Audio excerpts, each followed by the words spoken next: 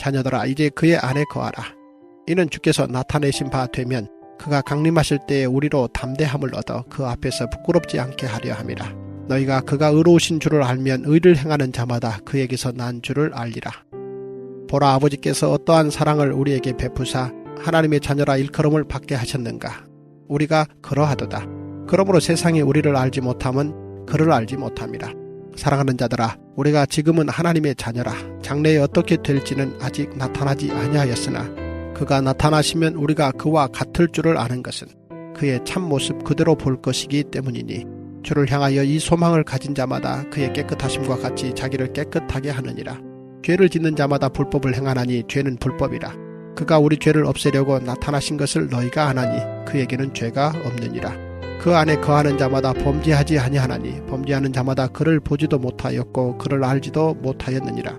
자녀들아, 아무도 너희를 미혹하지 못하게 하라. 의를 행하는 자는 그의 의로우심과 같이 의롭고 죄를 짓는 자는 마귀에게 속하나니 마귀는 처음부터 범죄함이라. 하나님의 아들이 나타나신 것은 마귀의 일을 멸하려 하심이라. 하나님께로부터 난 자마다 죄를 짓지 아니하나니 이는 하나님의 씨가 그의 속에 거하며 그도 범죄하지 못하는 것은 하나님께로부터 났습니다. 이러므로 하나님의 자녀들과 마귀의 자녀들이 드러나나니 무릇 의를 행하지 아니하는 자나 또는 그 형제를 사랑하지 아니하는 자는 하나님께 속하지 아니하니라. 네, 우리가 이 거룩이라는 것에 대해서 알아야 될 한 가지 원리가 있습니다. 그게 뭐냐면 어느 날 이사야가 성전 가운데 좌정하신 하나님을 만났습니다. 하나님을 눈으로 본 것이죠. 그런데 이 만남에서 우리가 눈여겨봐야 될 한 가지 이상한 사실이 있어요. 그게 뭐냐면 이사야가 거룩하신 하나님을 봤잖아요. 만났잖아요. 그러면 우리가 흔히 생각할 때 하나님을 만났으니 하나님을 더 많이 알게 될 거라고 생각을 합니다. 그런데 주목할 것은 이사야가 하나님을 만나자 하나님을 보는 게 아니라 자기를 보게 되었다는 거예요. 즉 그는 이전에는 전혀 몰랐는데 거룩하신 하나님을 만나자 영적으로 완전히 파산 상태에 있고 죽을 수밖에 없는 죄인인 자기 자신을 보게 된 거예요. 이게 의미하는 바가 뭐냐면 거룩함을 아는 것과 내 죄를 깨닫는 것은 동시적인 일이라는 거예요. 거룩하신 하나님을 알면 알수록 내가 더 많이 보이고 내 죄가 더 많이 보이는 게 바로 그것이 거룩의 원리예요. 그러므로 오늘도 내 죄가 보이지 아니하고 나 자신이 보이지 않는 사람은 아무리 입술로 자기가 거룩한 언어를 쓴다 할지라도 사실은 그런 거룩하신 하나님을 본 게 아닌 거죠. 그래서 오늘 말씀 28절을 보면 요한이 신신당부하는 게 뭡니까? 반드시 그의 안에 거하라는 거예요. 그런데 이게 아무것도 아닌 구절 같아도 바로 이게 요한의 특이한 저술 스타일인데요. 그가 언제나 이 신자가 있어야 될 위치를 어디로 설정하냐라고 하면 빛을 따라가라 이렇게 얘기하지 않습니다. 너는 언제나 빛 안에 거하라고 합니다. 그런데 그의 안에 거하라. 다시 말해 빛 안에 거하라는 말이 가진 의미가 뭔지 아십니까? 우리 자신은 빛이 아니라는 거예요. 우리는 빛을 받아들이도록 만들어진 구조지 내 스스로 빛을 내는 구조가 아닙니다. 그래서 빛을 발산하시는 하나님 안에 거하면서 하나님의 빛으로 나를 보지 못하면 아무도 자기를 볼 수 없어요. 그냥 어두움일 뿐이에요. 빛 안에 거하지 않으면 내가 나를 절대로 알 수 없는 겁니다. 그런데 내가 나를 모르고 사는 게 왜 이렇게 비참하냐면 내가 나를 모르면 아무것도 해결되지 않은 채로 하나님 앞에 가야 되거든요. 그러면 하나님의 빛 앞에서 심판날 전부 드러나게 되는데 여러분 생각을 해보세요. 이 땅에서 해결되지 않은 죄를 안고 빛 대신 하나님 앞에 서게 되면 엄청난 부끄러움을 당하게 되는 거예요. 그런데 우리가 하나님 앞에서 부끄러움을 당하고 영적 수치를 당하게 되면 영원한 수치에 머물게 된다는 거예요. 여러분 바로 이겁니다. 왜 사람들이 자기의 죽음을 두려워하는지 아십니까? 사람들은요 왜 내가 죽음을 두려워하는지 몰라요. 그런데 성경에 의하면 사람이 죽음을 두려워할 때 그 죽음을 두려워하는 그 두려움의 본질이 뭔지 아십니까? 그것은 형벌이 두려운 게 아니라 완전한 자와의 만남이 두려운 거예요. 왜요? 완전한 자 앞에 서는 날 모르고 살았던 나 자신과 알고 있으나 숨기고 살았던 내 죄가 그 빛 앞에 전부 폭로가 되거든요. 만천하에 완전히 폭로가 되는 겁니다. 여러분, 사람이 두려워하는 것은 죽음의 어둠이 아니라 나를 폭로하는 빛을 만나는 게 두려운 거예요. 그러므로 오늘 성경이 말하는 바 살아가는 날 동안 그의 빛 안에 거하라고 할 때 그 의미가 뭐겠습니까? 살아있는 날 동안 육적 수치를 당하라는 거예요. 살아있을 때 수치를 당하라는 거예요. 그럼 여러분, 우리가 살아있는 날 동안 육적 수치를 잘 당하면 하나님 앞에 섰을 때 영적 수치를 당하지 않는다라는 거예요. 여러분, 이것이 바로 구원의 원리인 거예요. 여러분, 살아있는 날 동안 수치를 당하세요. 살아있는 날 동안 죄 고백을 하세요. 여러분, 그러면 죽어서 하나님 앞에 섰을 때 영적 수치를 당하지 않아도 되는 거예요. 그래서 이 땅에서의 삶의 목적은 거룩으로 삼고 날마다 내 죄를 회개하면서 가는 인생은 하나님 앞에 서는 날 절대로 부끄러움을 당하지 않아요. 그래서 우리 인생의 목적은 행복이 아니라 거룩인 겁니다. 그런데 문제가 뭐냐면 요한복음 1장에서 말한 바 빛이신 예수님이 이 땅에 오셨을 때 사람들이 그 빛을 싫어하는 거예요. 이게 문제인 거죠. 여러분, 언제나 사물은 같은 것들끼리 결합하는 속성이 있어요. 물은 물끼리 결합해요. 불은 불끼리 결합해요. 이런 빛은 빛끼리 결합합니다. 그런데 물과 불이 결합할 수 없고 어둠과 빛이 결합할 수 없어요. 그래서 우리가 사는 날 동안 겪어야 될 전쟁이 뭐냐면 빛이 나를 비출 때, 복음이 내 죄를 찌를 때, 말씀이 내 죄를 드러낼 때 내 속에 있는 죄와 어둠이 본능적으로 그 빛을 싫어한다라는 거예요. 그 신자도 마찬가지예요. 여러분, 한번 우리가 말씀 생활 되돌아보세요. 말씀 들을 때 그 말씀이 내 죄를 찌른다고 하죠. 그러면 나 치는 거야? 여러분, 이 생각이 되면서 그 말씀에 대한 거부감이 들어요. 그런데 생각을 해보세요. 제가 말씀을 전할 때 꼭 그런 말씀 하시는 분들이 있어요. 목사님, 혹시 오늘 책망하신 그 말씀 저한테 하신 거예요? 여러분, 이 말의 답이 뭡니까? 맞아요. 여러분, 그러면 말씀을 그분 들으라고 하지 누구 들으라고 하겠어요? 말씀은 나한테 하는 말씀 아니에요? 그런데 왜 유독 나한테 하는 말씀이 어느 날은 기분이 나쁘냐라는 거죠. 이유가 뭐냐면 어느 날 복음이 내 죄를 공격한 거예요. 빛이 내 죄를 찌른 거예요. 여러분, 그런데 언제나 어두움은 빛을 싫어해요.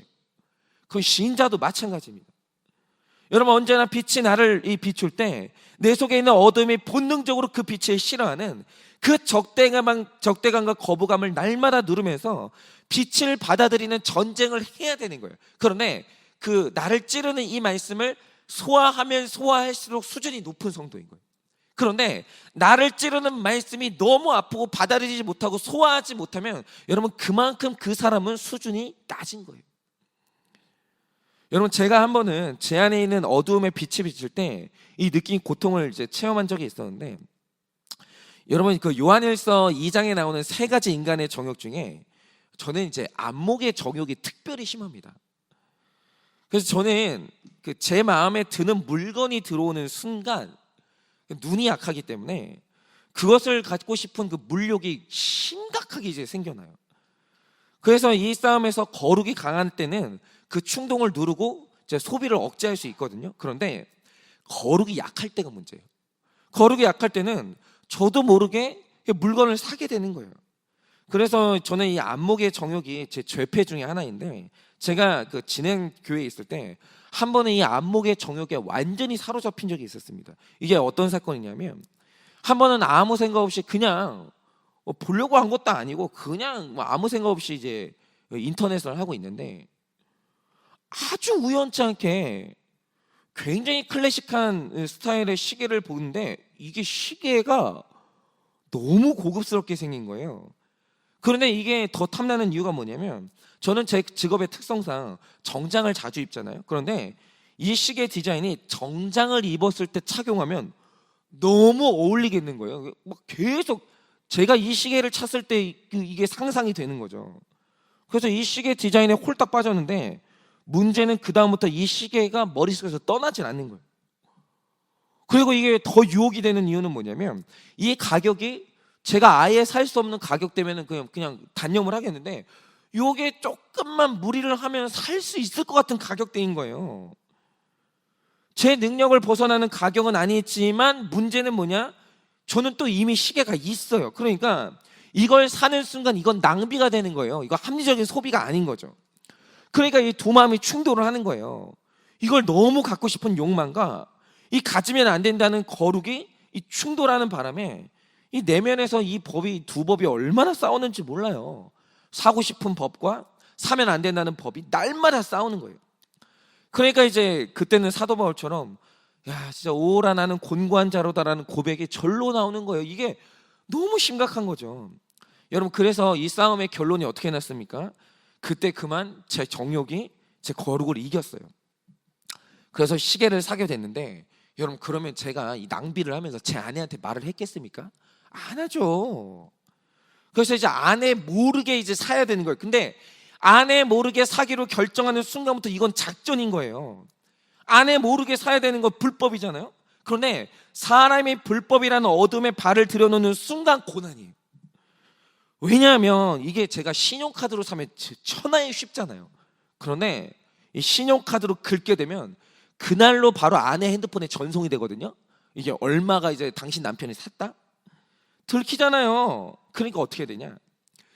굳이 오랜 시간 동안 먹을 거 안 먹고 쓸 거 안 쓸 거 하면서 비상금을 계속 만드는 거예요. 현금을. 그러면서 이제 제가 이제 주머니를 따로 찬 다음에 실시간 계좌 이체를 했는데 드디어 이제 물건을 이제 샀는데 문제는 뭐냐? 그 택배를 집으로 받으면 안 되는 거예요. 왜요? 아내는 집에 날마다 있는 거예요. 그거 받으면 어떻게 되겠어요, 아내가. 그러니까 또 이걸 또 굳이 교회로 시켜가지고 교회로 택배를 받은 거죠. 그런데 저는 제가 이제 그런 행동을 하는지 몰랐는데 이제 교회를 이제 택배를 시켰죠. 갔더니 드디어 그 택배가 이제 교회에 와 있는 거예요. 근데 이제 그날이 이제 수요일이라서 교회에 교육자들이 이제 다 모이는 날이었어요. 근데 이제 저도 아무도 그걸 가지고 뭐라 할 사람도 없고 물어보는 사람도 없는데 이게 불법이니까 제 마음에 뭐가 있냐면 저도 모르게 한 행동이 뭐냐면 그걸 들고 아무도 없는 창고 같은 방이 하나 있거든요. 거기 가가지고 혼자 무슨 마약 뜯는 것처럼 혼자 뜯어보고 있는 거예요. 그런데 갑자기 생전 안 들어오는 동료 사역자분이 갑자기 들어오지도 않은 창고에 쑥 들어오는 거예요. 난 죄를 지은 것도 아닌데 갑자기 이제 혼자 이렇게 막 뭐 뜯어보고 있는데 깜짝 놀란 거예요. 그분이 들어오니까. 그러니까 그분이 아니 뭐 이렇게 어두운 구석지에서 뭘 저렇게 뜯어보고 있나 궁금할 거 아니에요. 그러니까 서로 이제 말 없이 자기는 이제 자기 이제 찾을 거 찾고 저는 이제 뜯다 말고 이제 가만히 있으니까 갑자기 이분이 이제 저보다 이제 선배였는데 두 가지 질문을 던지더라고요. 그게 뭐냐면 목사님 왜 개인 물품을 집이 아니라 교회로 배달받아요? 물어보더라고요. 그리고 둘째, 왜 여기서 몰래 뜯어? 물어보더라고요. 그래서 제가 대답을 못하고 있으니까 그분이 그냥 저한테 딱 하는 말이 이거였어요. 아, 그거 사모님이 알면 안 되는 물건이구나. 그러고 나가버리는 거예요. 야, 진짜. 그런데 그 순간 이 요한일서 말씀이 뭔지가 정말 딱 깨달아지는 거예요. 여러분 보세요. 사람이 자체 바깥 어두운 곳으로 향하게 되어 있어요. 반드시. 어떤 불법이든 좋습니다. 내 안에 하나님이 기뻐하지 않는다는 그것이 내 안에 있으면 반드시 나는 빛의 바깥으로 가게 되어 있어요. 내 안에 어두움이 나로 하여금 빛을 싫어하게 만드는 거예요. 어두움을 사랑하게 만드는 거죠. 여러분 생각해 보세요. 제가 실제로 아내가 싫어하는 물욕에 사로잡혔어요. 그것만 있겠습니까? 여러분 만약에 제가 부적절한 불륜관계에 사로잡혔다고 하죠. 여러 가지 어떤 어둠이 제 안에 있다고 하죠. 그러면 그 죄를 정죄하는 말씀이 들릴 때 여러분 그 말씀이 얼마나 듣기 싫겠어요. 여러분 제 안에 어둠이 있는 순간 예배는 그 순간부터 세상에서 제일 고통스러운 순간이 되는 거예요. 얼마나 힘든 줄 아십니까? 예배 드리는 게. 여러분 거룩을 말하는 설교가 얼마나 힘들게 들리는 줄 아십니까? 여러분 어둠은 빛을 싫어하게 만들어요. 그리고 여러분 그 물건 포기하라는 말씀이 들릴 때 여러분 그 말씀에 순종하고 싶겠습니까?